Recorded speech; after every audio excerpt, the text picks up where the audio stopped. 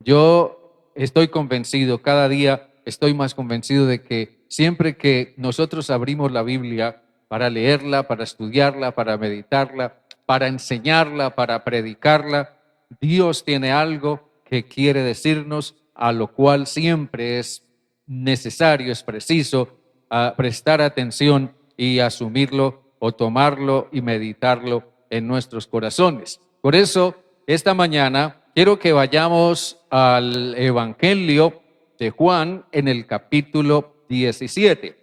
Y creo que en el texto que vamos a enfocar esta mañana hay una enseñanza que viene a ser también pertinente como tema de reflexión en estos tiempos que la iglesia ha venido atravesando a raíz de toda esta situación que mundialmente se ha estado viviendo.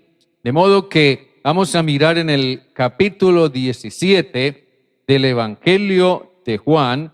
Vamos a leer los versículos desde el 11 hasta el 19.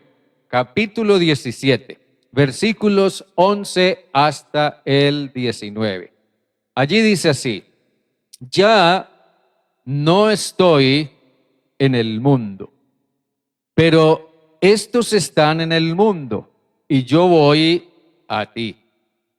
Padre Santo, a los que me has dado, guárdalos en tu nombre, para que sean uno, así como nosotros.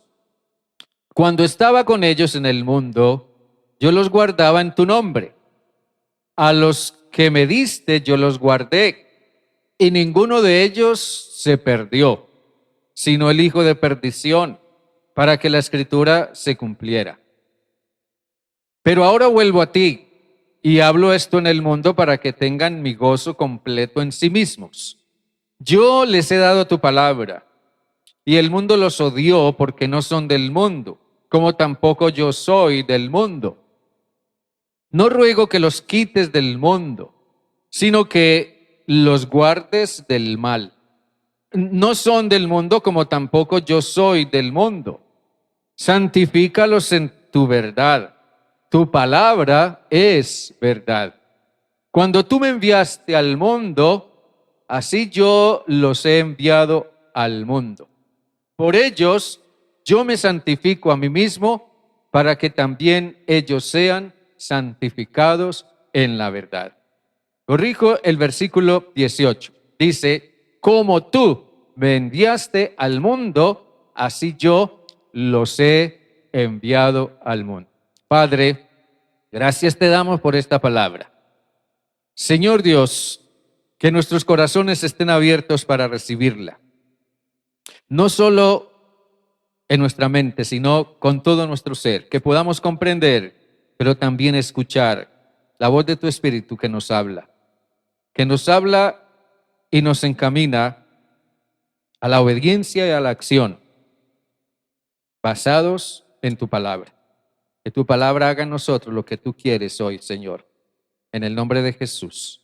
Amén y amén. Este pasaje que acabamos de leer forma parte de lo que es todo el capítulo 17, el cual contiene lo que se conoce como la oración pontifical de Jesús.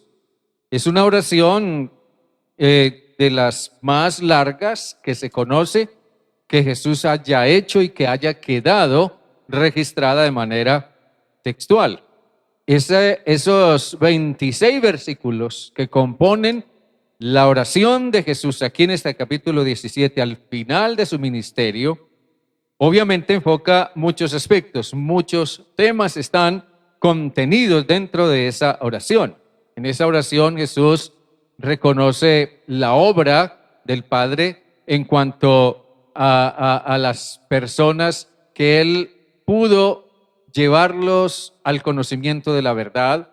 En esa oración Jesús se alegra porque esas personas que decidieron seguirlo se mantuvieron en la verdad, recibieron esa verdad y esa enseñanza, esa palabra que Él les dio. Pero en estos versículos en particular que acabamos de leer, nosotros nos encontramos con algo sumamente específico con respecto a la iglesia misma como tal. Y es en eso en lo que quiero que pensemos. Porque al final de la oración, Jesús da también ora porque los que habrían de continuar después de que esa primera generación de cristianos pasara, vendrían otros porque esos también pudieran mantenerse fieles en la verdad, en el conocimiento de Él y así sucesivamente hasta nuestros días. De modo que en este pasaje que leímos es obvio que Jesús tiene en mente a su iglesia, aunque el término iglesia no aparece por ninguna parte en este pasaje, pero Jesús está teniendo en mente su iglesia. En el versículo 9, por ejemplo, Él dice, yo ruego por ellos, no ruego por el mundo, sino por los que me diste. Miren bien eso. Jesús ora, Jesús ruega por los que me diste, por los que Él tenía en ese momento como sus seguidores, los que eran, por decirlo, el núcleo principal de la iglesia, los que me diste, en el versículo 9. Y en el versículo 20 dice, pero no ruego solamente por estos, sino también por los que han de creer en mí por la palabra de ellos. Así que los que han de creer en mí. Jesús está teniendo en mente toda la plenitud de la iglesia desde sus mismos inicios hasta la posteridad de los tiempos.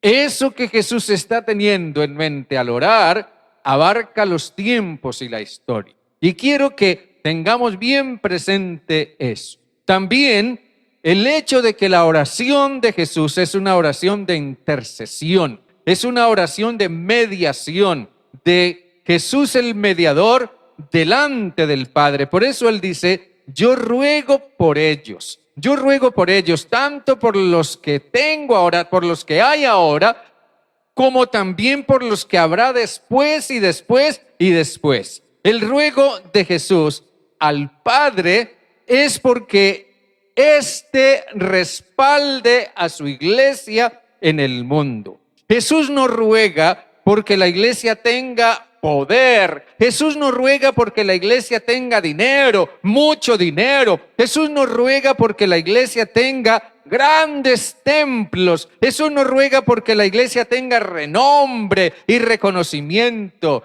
Jesús por lo que ruega es por el respaldo del Padre a su iglesia. Que el Padre respalde la fidelidad y la obediencia y la misión de esa iglesia que recién está comenzando a nacer.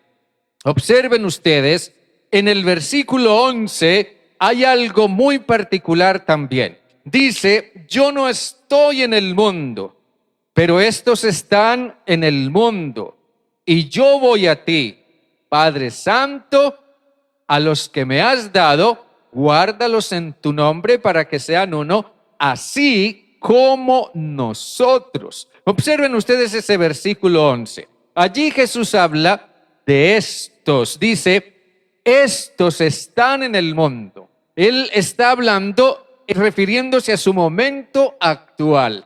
Estos están en el mundo, dice en el versículo 11.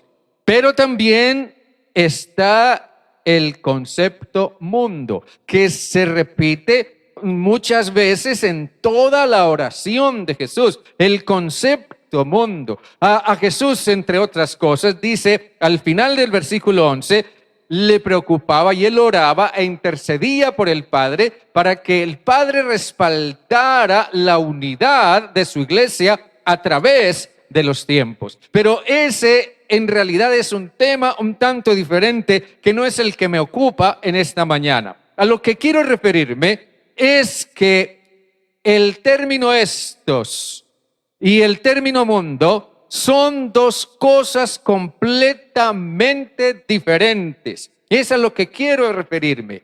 Estos a los que Jesús se refiere, sus discípulos, sus seguidores, aquellos que estaban comenzando a conformar la iglesia, estos y el mundo son dos cosas completamente diferentes, tan diferentes como el día y la noche. Y esa diferencia, según la oración intercesora de Jesús, esa diferencia debe tenerse bien en claro. Esa diferencia debe mantenerse. Esa diferencia tiene que ser absolutamente clara. Al menos por eso rogaba Jesús. Piense usted en el concepto mundo que Juan utiliza tanto en su evangelio y que Jesús tiene presente aquí en varias ocasiones en su oración, el concepto mundo. En el pensamiento de Juan, el concepto mundo se refiere a la humanidad, a la gente, al género humano.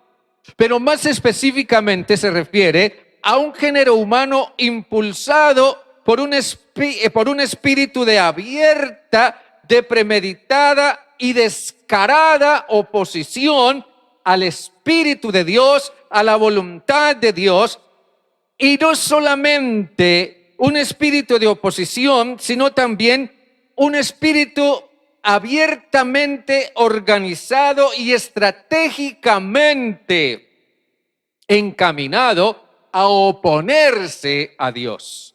Todo lo que se da dentro de ese marco del mundo, según lo definimos aquí, en la forma como Juan lo expresa, todo lo que se da dentro de ese marco es mundanalidad, la cual, la mundanalidad, es estar en armonía con el espíritu del mundo y oponerse a Cristo, a la voluntad y a la moral de Dios. El mundo opone de manera abierta, premeditada y descarada su propia voluntad y su propio sistema moral. Y todo lo contrario de esto es la iglesia. Nosotros podríamos definir, sobreponiendo lo que es la iglesia a esto que estamos diciendo aquí, a esta forma como estamos definiendo el mundo, podríamos definir que la iglesia es la nueva humanidad creada en Cristo Jesús, impulsada por un espíritu o una actitud de obediencia a la voluntad de Dios, a la guía del Espíritu Santo de Dios, organizada de una manera también estratégica para cumplir el propósito de Dios. Y todo lo que se da dentro de ese marco de lo que es la iglesia, contrariamente al mundo, es santidad. Y la santidad es estar en armonía con el Espíritu de Dios y en armonía y sumisión a la voluntad de Cristo. La iglesia está sujeta a la voluntad de Dios y a los principios morales de Dios, a los cuales se adhiere y en los cuales se afirma para servir a Dios. Eso es la iglesia contrariamente al mundo.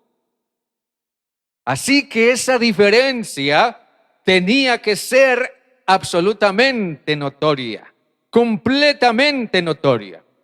Esa diferencia tenía que ser notoria primeramente en el discurso, segundo en la verdad y tercero en la misión.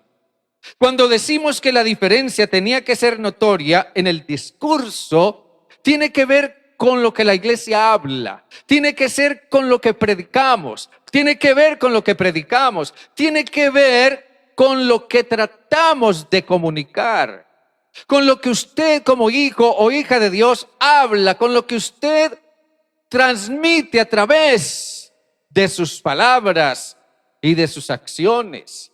La diferencia de la iglesia con el mundo tiene que ser notoria en el discurso. En el versículo 14, miren bien que dice: yo les he dado tu palabra. les he dado tu palabra y el mundo los odió porque no son del mundo, como tampoco yo soy del mundo.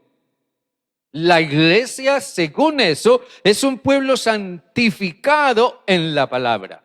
La palabra santificado tiene que ver con la palabra santo. Y en un sentido dinámico práctico, ser santo es algo o se refiere a algo o a alguien que es puesto aparte, es separado por la acción soberana de Dios, es puesto aparte, separado para dedicarlo a Dios, para servir a Dios, para honrar a Dios.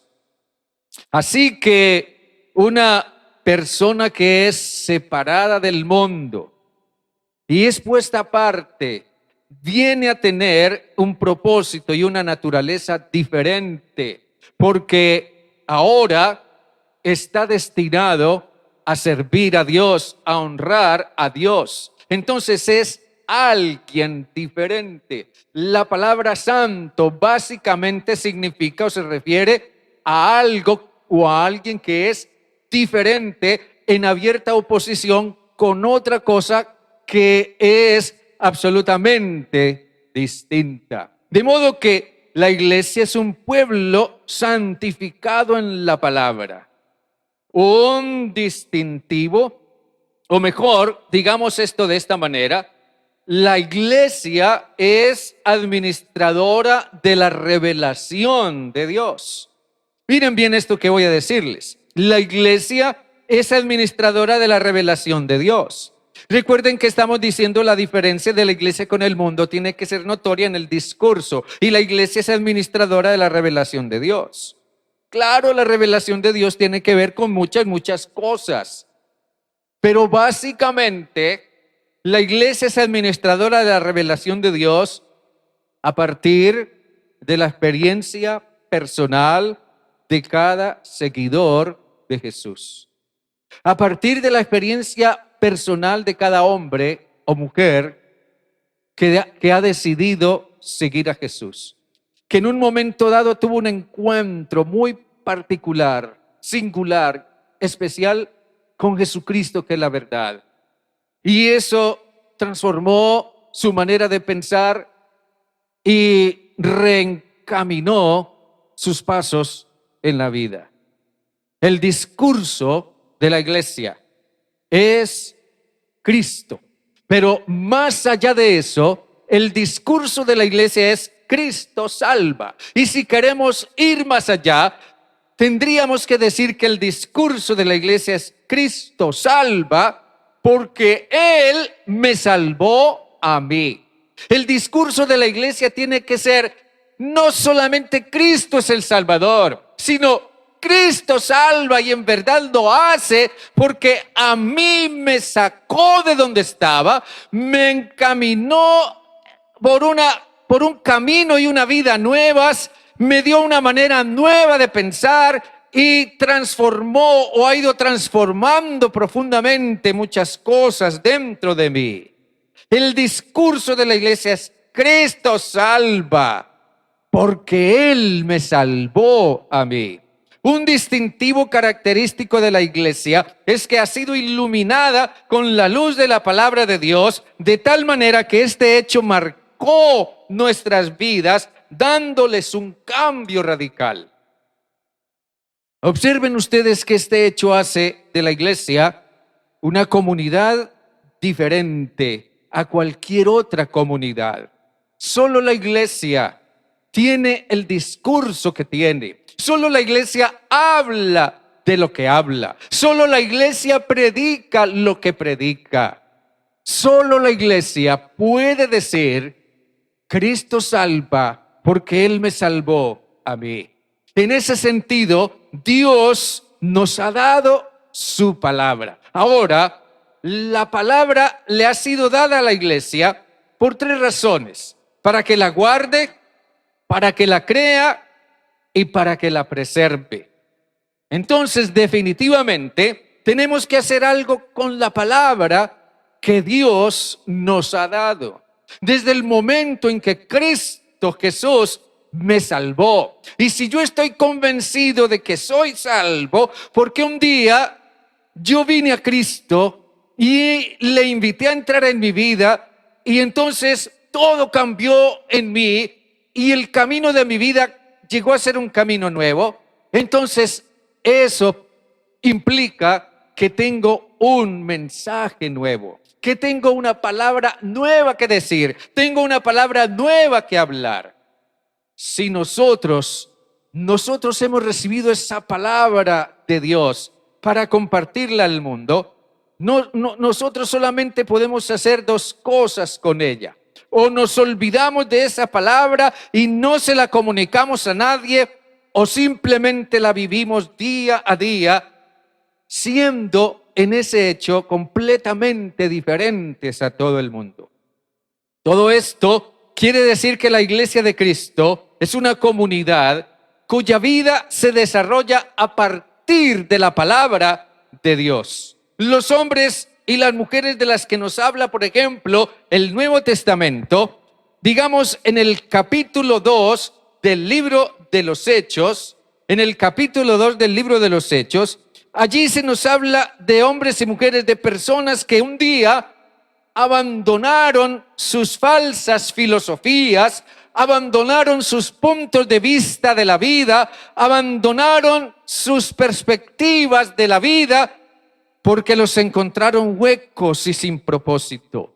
Abandonaron el sistema del mundo. En Hechos 2:41 dice o nos narra Lucas que un día Pedro, el apóstol de Jesús, se paró delante de una gran multitud y predicó un tremendo sermón, y la gente escuchó, y la gente, dice Lucas, llegó a sentirse compungida al darse cuenta que ellos eran pecadores y que por su pecado habían crucificado a Jesús. Entonces, a raíz de eso, dice que ese día recibieron la palabra de Dios y fueron bautizados aproximadamente 3,000 personas. 3,000 personas recibieron la palabra. Es muy impresionante que 3,000 personas decidan al mismo tiempo acogerse a la palabra escuchada en la predicación de Pedro, al compararla con sus anteriores creencias y reconocer que esto era lo que realmente le daba sentido a sus vidas. Ellos llegaron a tener un discurso diferente, una manera de hablar diferente, porque habían vivido una experiencia que cambió ese discurso, cambió esa manera de hablar. Por eso ahora ya hablaban distinto, decían otras cosas, desde otras perspectivas. Y Jesús dice que a raíz de haber recibido esa palabra, el mundo llegó a odiarlos, los odiaba. Llegó a odiarlos y los sigue odiando porque ellos hablan diferente al mundo, porque ellos tienen un discurso diferente que saca a la luz los pecados del mundo, que en alguna manera hace sentir mal e incómodo al mundo. Sí, la iglesia es un pueblo santificado en la palabra, pero también la diferencia tiene que ser notoria en la verdad. En la verdad. En el versículo 17 dice: santifícalos en tu verdad, tu palabra es verdad. Versículo 17. Ya dijimos que el concepto de santificación tiene que ver con el concepto de santo. Ser santo es ser diferente, es haber sido apartado para Dios, para llegar a ser algo completamente diferente a lo que es el mundo. La santificación significa haber sido apartados para que Dios nos vaya haciendo cada día diferentes conforme a su voluntad y para usarnos para el propósito de Él. Así que lo que Jesús está diciendo aquí en este versículo 17 es que la única manera como esto puede llegar a ser una realidad en nuestras vidas es cuando nos apropiamos de la verdad de Dios registrada en la Biblia. Cuando nosotros llegamos a comprender la verdad que la Biblia revela a través de Jesucristo y a través de todos aquellos que interpretaron lo que Jesucristo enseñó y lo que Él hizo y nos lo hicieron llegar a nosotros, cuando nosotros tomamos esa verdad y la creemos y la recibimos en nuestro corazón y nos apropiamos de ella, entonces somos santificados en la verdad. Digámoslo de esta manera, en lo que respecta a la verdad, que desde muchas perspectivas resulta ser relativa para muchos en estos tiempos actuales, pero en lo que respecta a la verdad, el mundo vive una ilusión.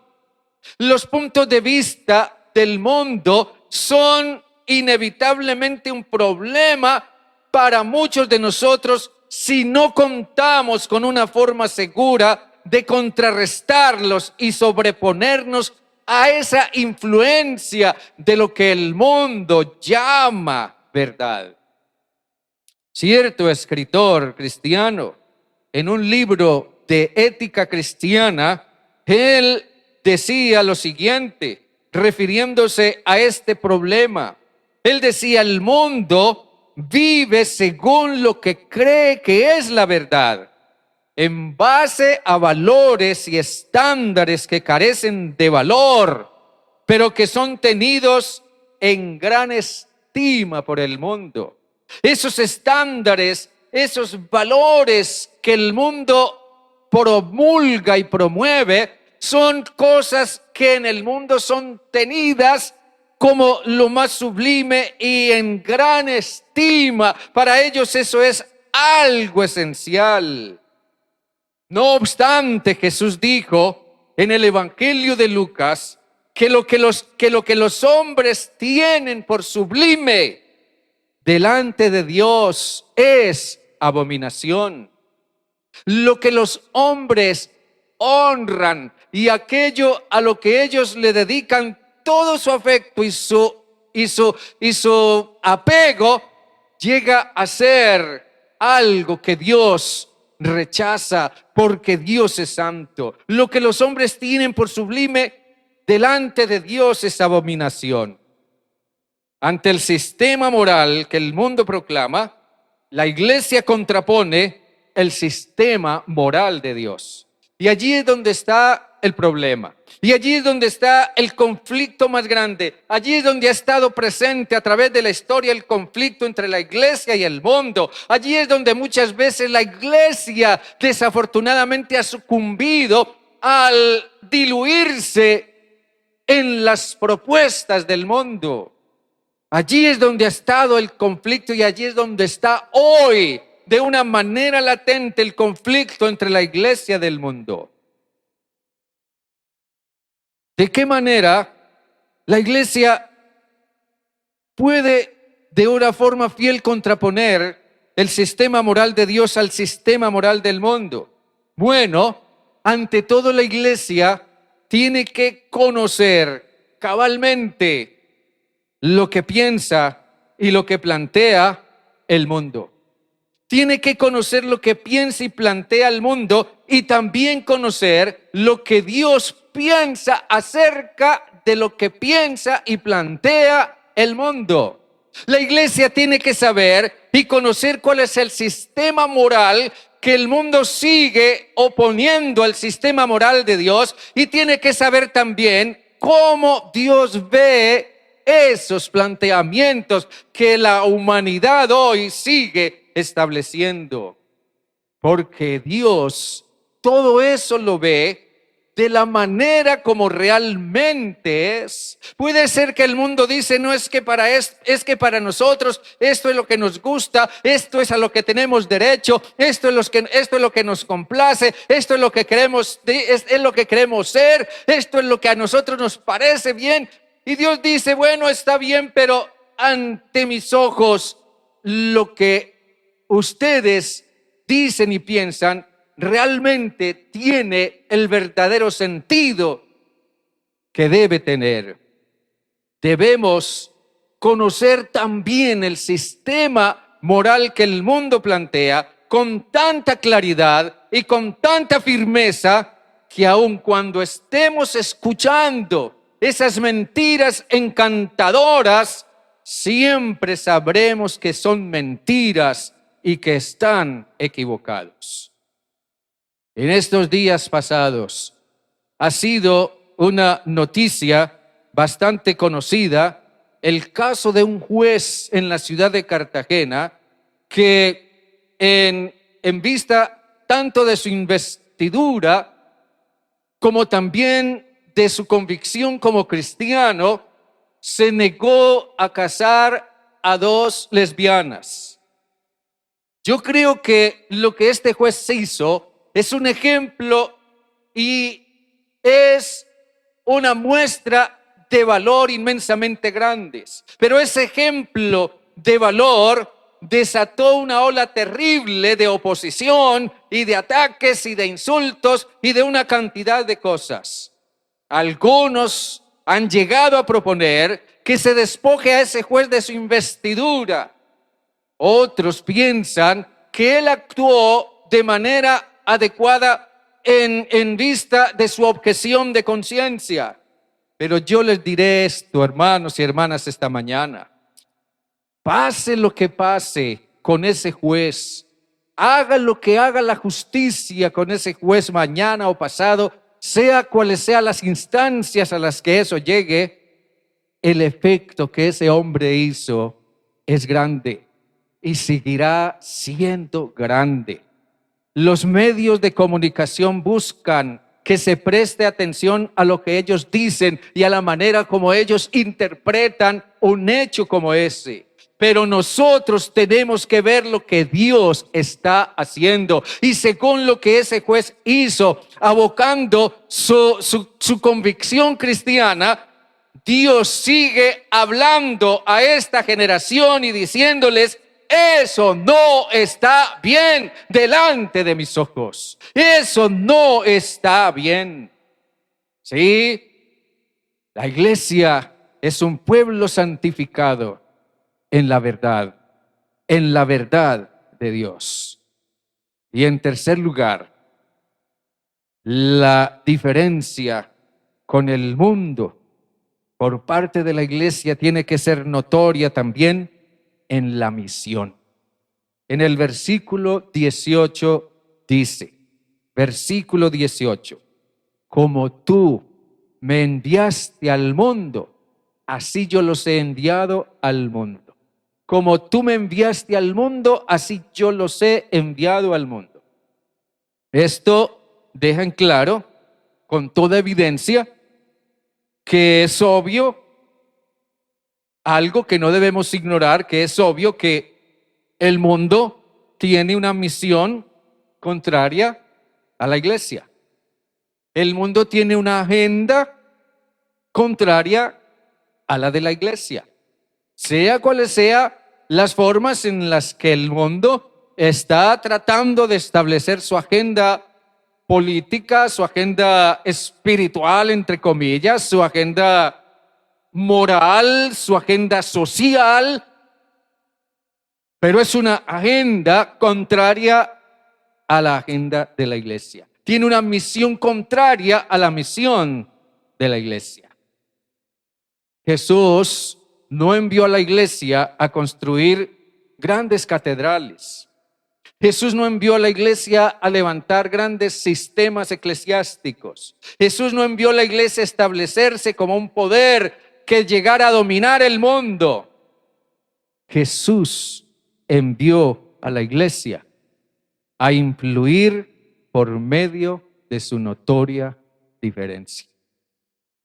Nosotros influimos cuando somos diferentes, porque o hacemos que el mundo nos odie más, o hacemos que el mundo se arrepienta y se vuelva a la verdad.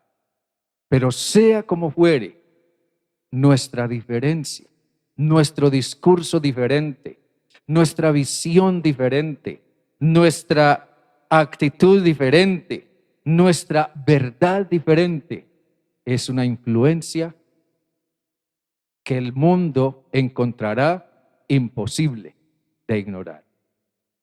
Según la Biblia, la santidad está relacionada con dos cosas. A nivel de Dios, la santidad se relaciona con la trascendencia de Dios. Eso significa que Dios trasciende al ser humano y a toda su creación. Dios es completamente diferente a lo que Él creó. Es diferente a nosotros, aunque nos hizo a su imagen, pero es completamente diferente a nosotros. En ese sentido, Dios es santo, 3 veces santo. En el Antiguo Testamento se repite muchas veces: Dios es santo, santo, santo, porque Él es completamente diferente a su creación. Pero también la santidad tiene que ver con el nivel humano, tiene que ver con la realidad humana, en el sentido de que la santidad es una respuesta, es la respuesta fundamental a Dios. La santidad es la respuesta a la revelación de Dios. La santidad es la respuesta al mandato de Dios. La santidad es la respuesta a la voluntad de Dios. Por eso es que es preciso conocer cuál es la voluntad de Dios, cuál es el mandamiento de Dios, cuáles son los principios y valores de Dios. Yo necesito conocer qué es lo que Dios dice antes que conocer, aceptar o abrazar lo que el mundo dice. La santidad tiene que ver con mi respuesta a lo que Dios me enseña en su palabra, a lo que Dios me manda en su palabra. En la medida en que yo tome la palabra de Dios y realmente me sujete a ella y la obedezca, entonces comenzaré a ser diferente, comenzaré a ser santo. Y eso tiene que ver con un profundo compromiso o dedicación. Sinceramente, en el nivel que sea que nosotros estemos comprometidos o dedicados a cumplir con la voluntad de Dios, según Él la enseña en su palabra, entonces así será mi influencia en el mundo. Muchas veces no influimos para nada en el mundo ni en la vida de nadie, porque nosotros no tenemos mayor compromiso con obedecer la voluntad de Dios. La santidad de la iglesia viene a ser entonces el elemento influyente que satura al mundo y lo convence de lo equivocado de su conducta. En el Nuevo Testamento, el concepto de santidad es ante todo comunitario, porque la iglesia es llamada los santos. En todo el Nuevo Testamento siempre se habla de la iglesia como la comunidad de los santos. En ninguna parte del Nuevo Testamento se habla de ninguna persona en particular, de manera singular, como el santo o un santo. Siempre se habla de los santos. La santidad es un asunto comunitario, mirado desde la perspectiva en que los primeros cristianos observaban el mundo y cómo lo veían. Y ellos veían el mundo como una perversa generación. El apóstol Pablo decía que los creyentes cristianos debieran esforzarse por huir, escapar de esta perversa generación.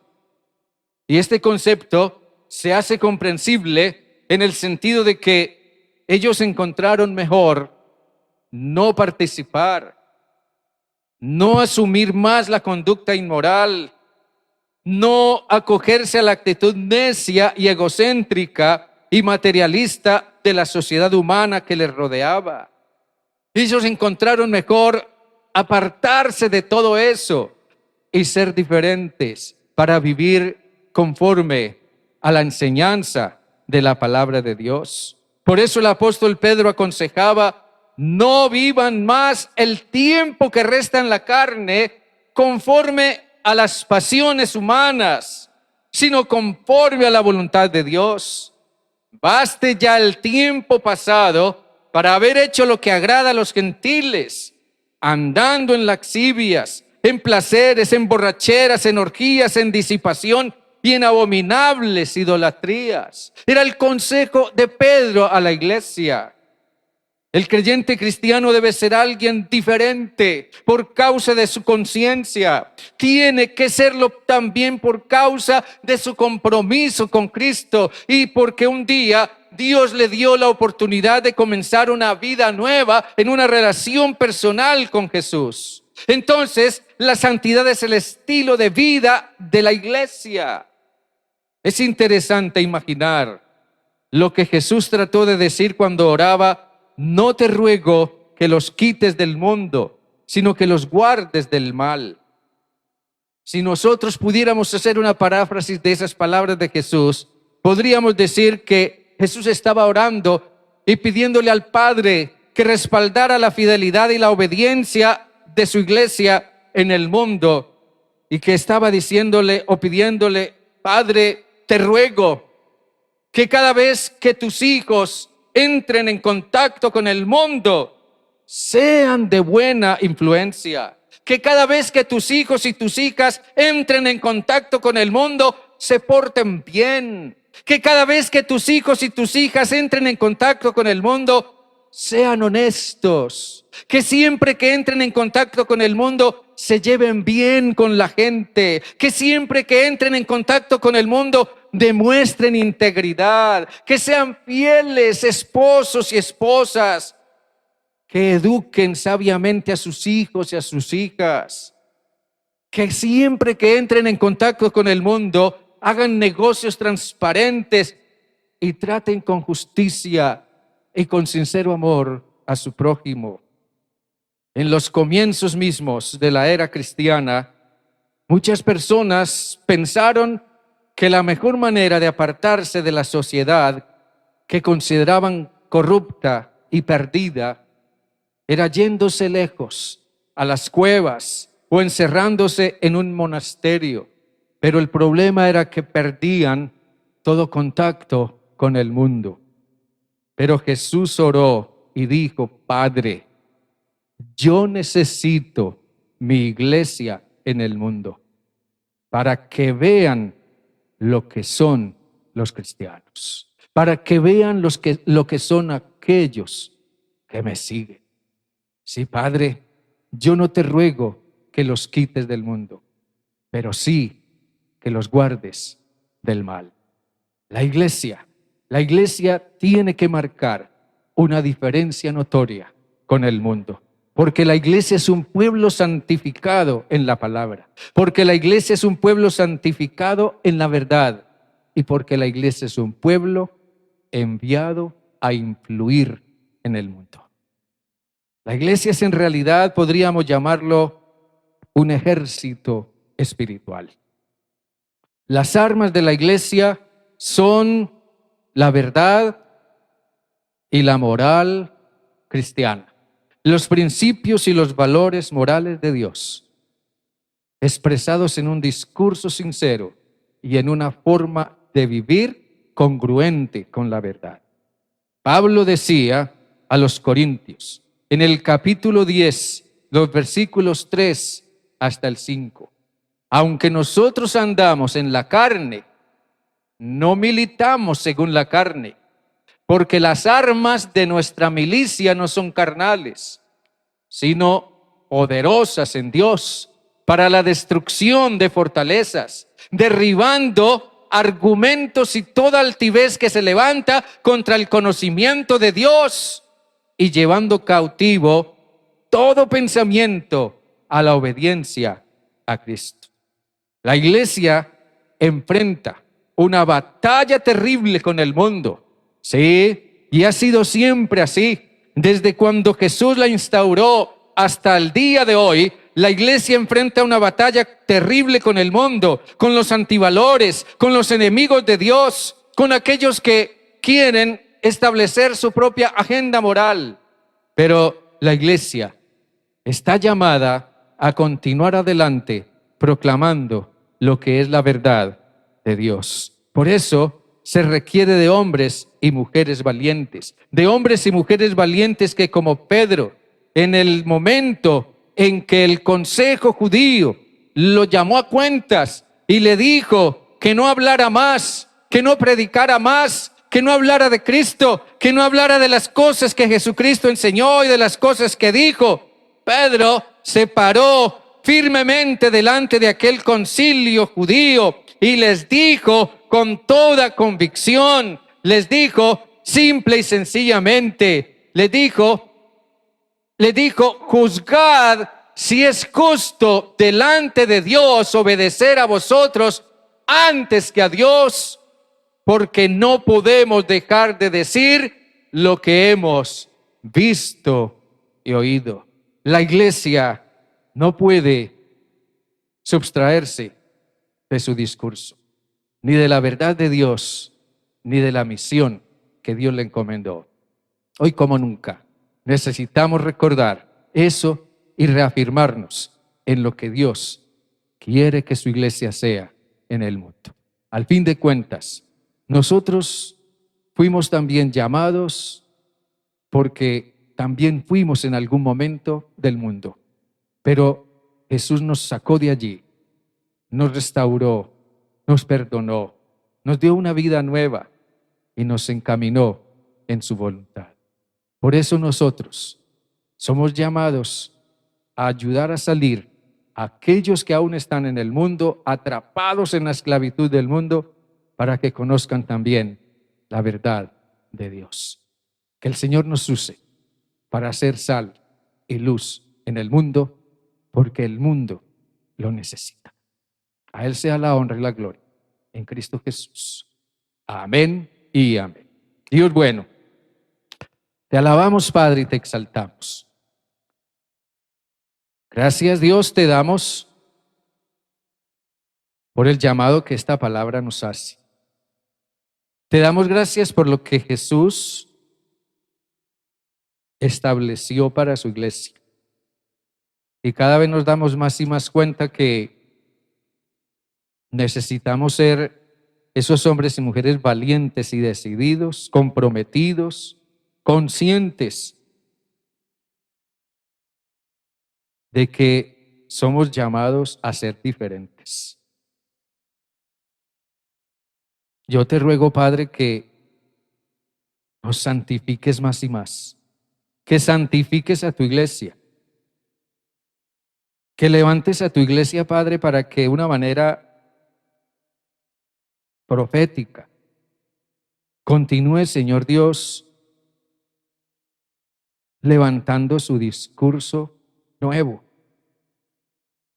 Ese discurso que habla de tu amor, que nos llama al arrepentimiento. Ese discurso que dice que Cristo salva, porque nos salvó a nosotros. Nunca podríamos proclamar un discurso vacío a partir de nada.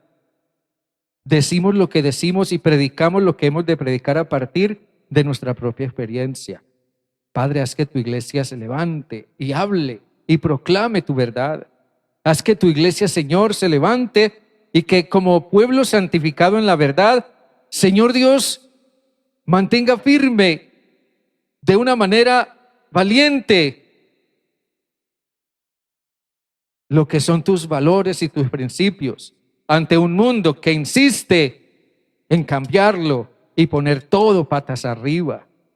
Haz de tu iglesia, Señor, una iglesia que influye en el mundo con su testimonio, con su amor, con sus buenas obras,